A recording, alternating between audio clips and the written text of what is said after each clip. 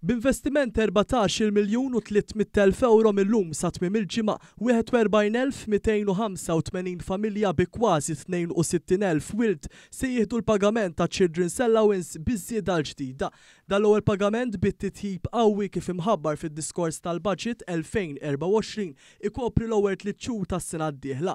Ħabbar dan il-Ministru għall-Politika Soċjali u d-Drittijiet tat-Tfal Michael Falzon waqt konferenza tal-aħbarijiet fentenna li permezz ta' dan għal darb'oħra il-Gvern qed iwettaq dak li wiegħed. Kif imħabbar fil-Baġit 2024 mis-sena d-dieħla din l-allowance ta' tfal qed tiżdied b'250 euro għal kull wild fis-sena, din iż-żieda tkun imqasma fuq 4 pagamenti. Bekk mis-sena d-dieħla familja li dħul tagħhom ma taqbiss is-26,590 euro mill-allowance ta' tfal jistgħu jdaħħlu sa massimu ta' 1,750 euro għal kull wild, filwaqt li familja bi dħul li jaqbeż dan il-limitu il-ħlass se jitlaq għal 930 euro għal kull wild.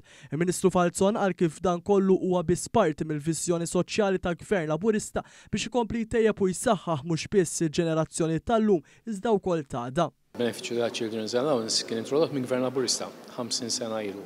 U Gvern Laburista dejjem sostnieh, dejjem minna fit-tfal tagħna u dejjem investejna. Fil-leġislatura preżenti għamilna commitment fil-manifest Malta flimkien il-nżidu dal-benefiċċju b'450 euro għal kull wild tul il-leġislatura. Qed imorru oltre minn hekk fil-fatt illum tħabbar li 250 euro. Żieda f'baġit wieħed l-ikbar żieda li qatt kien hemm se tidħol parti minn ovvjament skont il-pagament fil-bwiet tan-nies il-weekend li ġej. Hawnhekk il-Ministru fakkar ukoll li kif il-Gvern għamel fis-snin li għaddew se jkompli jkun ta' sostenn għal min jiflaħ lanqas u jkompli jippremja l-bżulija.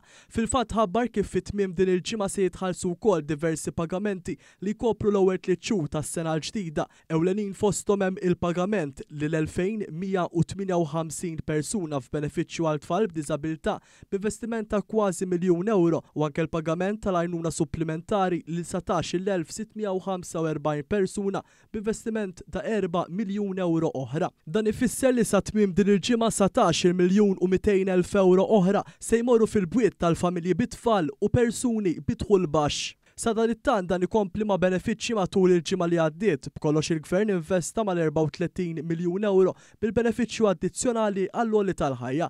L-appoġġ lil familji issa se jissokta anke meta jintemm iż-żmien li wliedhom ma jibqgħux eligibbli għall-allowance u jkunu f'edukazzjoni post-sekondarja.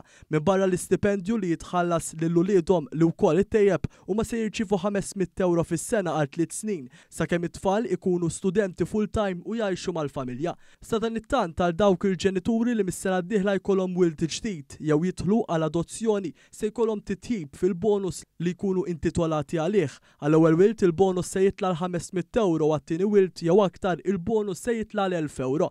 Għall-familji bit-tfal taħt it-23 sena fejn il-ġenituri jaħdmu mill-ġdid se jittiebu ir-rati tal-in-work benefit b'żieda ta' 50 euro għal kull wild biex il-Gvern ikompli jinkoraġixxi l-bżulija u jsaħħaħ id-dħul tal-familja.